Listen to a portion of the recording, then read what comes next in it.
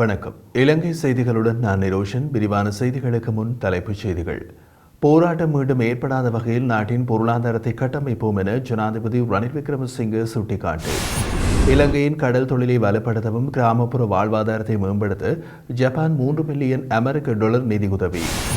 மைத்திரிபால சிறிசேனவால் ஸ்ரீலங்கா சுதந்திர கட்சியிலிருந்து நீக்கப்பட்டவர்களை மீள கட்சியில் இணைத்துக் கொள்வது தொடர்பாக ஆராய குழு நியமனம். தேசிய மக்கள் சக்தியின் தலைவர் அனுரகுமார திசாநாயக்க ஸ்வீடனுக்கு விஜயம் மேற்கொள்ள உள்ளதாக வெளியான தகவல். தொடர்வது விரிவான செய்திகள். மக்கள் போராட்டம் மீண்டும் ஏற்படாத வகையில் பொருளாதாரத்தை கட்டமைப்பதாக ஜனாதிபதி ரணில் விக்ரமசிங்கே உறுதியளித்தார். கொழும்பு ஐடிசி ரத்னதீப அதிசொகுசு ஹோட்டல் கட்டட திறப்பு விழாவில் உரையாற்றிய போது அவர் இவ்வாறு உறுதியளித்தார். காலிமுகத்திடலுக்கு முன்பாக நிர்மாணிக்கப்பட்டிருக்கும் ஐடிசி ரத்னதீப ஹோட்டல் இந்திய ஐடிசி ஹோட்டல் குழுமத்தினால் இந்தியாவுக்கு வெளியில் நிர்மாணிக்கப்பட்டிருக்கும் முதலாவது கட்டிடமாகும். இதன்போது மேலும் கருத்து தெரிவித்த ஜனாதிபதி, ஐடிசி நிறுவனத்தை இலங்கைக்கு வரவேற்கின்றேன். இது ஆசியாவின் முதலாவது 5 நட்சத்திர ஹோட்டலான காலிமுகத்திடல் ஹோட்டலுக்கு முன்பாக அமைந்துள்ளது. ஒபரோய் ஹோட்டல் இலங்கையில் அமைக்கப்பட்டு முதலாவது நகர ஹோட்டலாக மேம்படுத்தப்பட்டிருந்த நிலையில் நீண்ட காலத்திற்கு பின்னர் இந்தியாவே இங்கு சுற்றுலா ஹோட்டல் ஒன்றை ஆரம்பித்திருக்கிறது. அதனால் இந்தியா சிங்கப்பூரை தளமாக கொண்ட ஹோட்டல்களும் இங்கு அமைந்துள்ளன. ஆசியாவில் எங்கும் இவ்வாறானதொரு இடத்தை நீங்கள் காண முடியாது. இதனால் கொழும்பு நகரம் சுற்றுலா கேந்திரமாக மாறும் என்பதில் சந்தேகமில்லை. இந்தியாவுக்குள் நிர்மாணிக்கப்பட்ட 10,000 அறைகளை கொண்ட ஹோட்டல் கட்டிடத்திற்கு பின்னர் அடுத்தபடியாக அவர்கள் செல்லக்கூடிய சிறந்த இடமாக ஐடிசி நிறுவனம் இலங்கையை தெரிவு செய்துள்ளமை சிறப்பம்சமாகும். அவர்களால் மேம்படுத்தக்கூடிய பல இடங்கள் இலங்கையில் அமைந்துள்ளது. அடுத்த தசாப்தத்தில் இலங்கை ஜனாதிபதி மாளிகை மாதிவலவுக்கு கொண்டு செல்லப்படும். அத்தோடு கொழும்பு குடியரசு சதுக்கம், கடற்படை தலைமையகம், பழைய இறங்குதுறை, சுங்க தலைமையகம், தபால் நிலையம் என அனைத்தையும் கொழும்பு சுற்றுலா நகரத்தின் அங்கமாக மேம்படுத்த முடியும். இன்றைக்கு 2 வருடங்களுக்கு முன்பிருந்த நிலைமையினை நீங்கள் மறந்திருக்கப் போவதில்லை. ஜனாதிபதியின் அலுவலகம் சுற்றி வளைக்கப்பட்டு ஆர்ப்பாட்டம் நடத்தப்பட்டது. பொருளாதார வீழ்ச்சியின் காரணமாகவே மக்கள் அதில் பங்கெடுத்தனர். இருப்பினும் அந்த பொருளாதார சரிவிலிருந்து 2 வருடங்களில் நாட்டை மீட்டெடுக்க மால் முடிந்தது. மக்கள் போராட்டம் மீண்டும் ஏற்படாதவாறான பொருளாதாரத்தை கட்டமைக்க வேண்டும். அதற்கு தேவையான திட்டங்களை நாம் செயற்படுத்துவோம் என்று தெரிவித்துள்ளார். இலங்கையின் கடல் தொழிலை வலுப்படுத்தவும் கிராமப்புற வாழ்வாதாரத்தை மேம்படுத்தவும் உணவு மற்றும் விவசாய அமைப்பு மூலம் $3 மில்லியன் நிதியை ஜப்பான் வழங்கியுள்ளது. கடல் தொழில் அமைச்சருடன் இணைந்து உள்நாட்டு கடல் தொழில்துறையை வலுப்படுத்தவும் கிராமப்புற வாழ்வாதாரத்தை மேம்படுத்தவும் ஜப்பான் அரசாங்கம் ஐக்கிய நாடுகளின் உணவு மற்றும் விவசாய அமைப்பு மூலம் $3 மில்லியன் மானியத்தை வழங்கியுள்ளது. இந்த $3 மில்லியன் செலவில் உணவு மற்றும் போஷாக்கு பாதுகாப்பை வலுப்படுத்துவதுடன் மட்டக்களப்பு, முல்லைத்தீவு, அனுராதபுரம் மற்றும் மொனராகலை மாவட்டங்களில் மீன் இனப்பெருக்க நிலையங்களில் ஸ்தாபித்து மீன் வளர்ப்பு அபிவிருத்தி நிலையங்களை மேம்படுத்தி இனவிருத்தி மற்றும் வளர்ப்பு திறனை அதிகரிக்கவும் தேர்ந்தெடுக்கப்பட்ட நீர்த்தேக்கங்களில் மீன் வளர்ப்பை அதிகரிக்கவும் உத்தேசிக்கப்பட்டுள்ளது. தீவு நாடுகளான ஜப்பானும் இலங்கையும் தமது பொருளாதாரங்கள் மற்றும் கலாச்சாரங்களின் மீன்வளத்தின் முக்கியத்துவத்தை உணர்ந்து செயற்படுவதாக இலங்கைக்கான ஜப்பானிய தூதுவர் தெரிவித்துள்ளார். இலங்கையின் உள்நாட்டு மீன்பிடித்துறை வரலாற்று ரீதியாக அரசாங்கத்தால் ஆதரிக்கப்பட்டு நாட்டின் பொருளாதாரத்திற்கு கணிசமான பங்களிப்பை வழங்கி வருவதாகவும் கடல் தொழில் அமைச்சர் டக்ளஸ் தேவானந்தா இதன்போது கூறினார். முன்னாள் ஜனாதிபதி மைத்திரிபால சிறிசேனவினால் ஸ்ரீலங்கா சுதந்திர கட்சியில் இருந்து நீக்கப்பட்ட தொகுதி மற்றும் மாவட்ட அமைப்பாளர்களை மீள கட்சியில் இணைத்துக் கொள்வது தொடர்பில் ஆராய குழு ஒன்று நியமிக்கப்பட்டுள்ளது. ஸ்ரீலங்கா சுதந்திர கட்சியின் அரசியல் குழு கூட்டம் ஒன்று அந்த கட்சியின் பதில் தலைவர் நிமால் ஸ்ரீபால டி சில்வா தலைமையில் நேற்று கூடிய போது இந்த குழு நியமிக்கப்பட்டுள்ளது. அமைச்சர் மஹிந்த அமரவீர, நாடாளுமன்ற உறுப்பினர் துமிந்த திசாநாயக்க, முன்னாள் நாடாளுமன்ற உறுப்பினர் வீரகுமார திசாநாயக்க ஆகியோர் இந்த குழுவில் அங்கம் வகிக்கின்றனர். அந்த குழுவிற்கு சட்ட ஆலோசனைகள் வழங்குவதற்கான பொறுப்பு முன்னாள் அமைச்சர் ஃபைசர் முஸ்தபாவிற்கு வழங்கப்பட்டுள்ளது. இதேவேளை ஐக்கிய மக்கள் சுதந்திர கூட்டமைப்பின் கலந்துரையாடல் ஒன்று முன்னாள் நாடாளுமன்ற உறுப்பினர் திலங்க சுமதிபால தலைமையில் நேற்று இடம்பெற்றது. இந்த கலந்துரையாடலுக்கு நிமால் ஸ்ரீபால டி சில்வா உள்ளிட்ட தரப்பினருக்கும் அழைப்பு விடுக்கப்பட்டிருந்தது. எனினும் நிமால் ஸ்ரீபால டி சில்வா உள்ளிட்ட தரப்பினர் அந்த கூட்டத்தில் பங்கேற்கவில்லை என்பதும் குறிப்பிடத்தக்கது. தேசிய மக்கள் சக்தியின் தலைவரும் பாராளுமன்ற உறுப்பினருமான அனுரகுமார திசாநாயக்க ஸ்வீடன் நாட்டிற்கு விஜயம் ஒன்றை மேற்கொண்டுள்ளார். நேற்றிரவு அனுரகுமார திசாநாயக்க இலங்கையிலிருந்து புறப்பட்டு சென்றதாக தெரிவிக்கப்படுகிறது. மேலும் அனுரகுமார திசாநாயக்க ஸ்வீடனின் ஸ்டாக்ஹோமில் நாளை மறுதினம் சனிக்கிழமை இலங்கை புலம்பெயர் சமூகத்தினரை சந்திக்க உள்ளதாகவும் தகவல்கள் வெளியாகியுள்ளன. தேசிய மக்கள் சக்தியின் ஸ்வீடன் குழு இந்த ஏற்பாட்டை செய்துள்ளதாக தெரிவிக்கப்படுகிறது. அண்மையில் இந்திய அரசாங்கத்தின் உத்தியோகபூர்வ அழைப்பை ஏற்று இந்தியாவுக்கு அனுர பயணமானதை அடுத்து இலங்கையிலிருந்து தமிழ் மக்கள் அதிகமாக புலம்பெயர்ந்து வாழும் கனடாவிற்கும் பயணம் மேற்கொண்டிருந்தார். அங்குள்ள தமிழ் மக்களுடனும் அனுரகுமார திசாநாயக்க மக்கள் சந்திப்புகளை நடாத்தியிருந்தார்.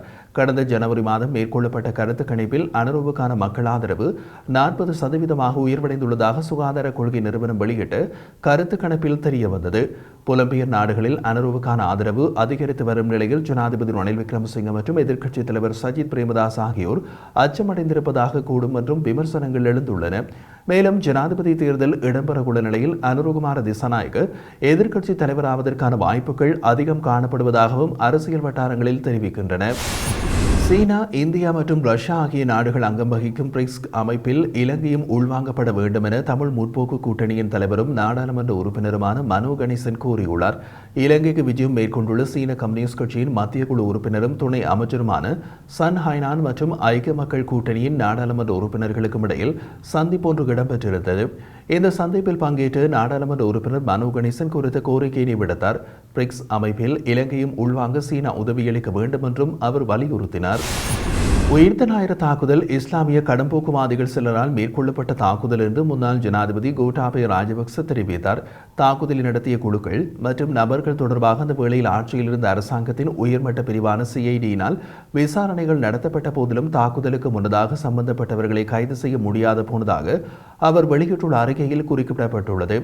உயிர்த்த ஞாயிறு தாக்குதலை நினைவுகூரும் ஆராதனையில் பேராயர் கர்தினால் ஆண்டகை ஆற்றிய உரையில் சுட்டிக்காட்டப்பட்ட விடயங்களுக்கு பதிலளிக்கும் வகையில் கோட்டாபய ராஜபக்ச நேற்று இந்த அறிக்கையினை வெளியிட்டிருந்தார்.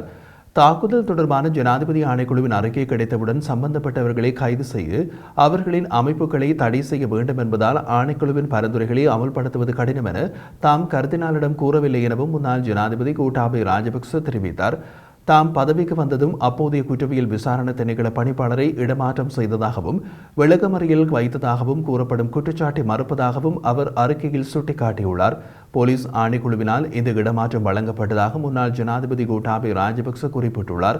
அந்த தரப்பினரின் பொறுப்புகளை புறக்கணிக்க அல்லது வெளிப்படையாக அவர்களை விடுவிப்பதற்காக கருதினால் செயற்படுவதாகவும் தம் மீதான தொடர்ச்சியான குற்றச்சாட்டுகளை பொதுமக்கள் கவனமாக அவதானிக்க வேண்டும் என்றும் அவர் தெரிவித்துள்ளார்.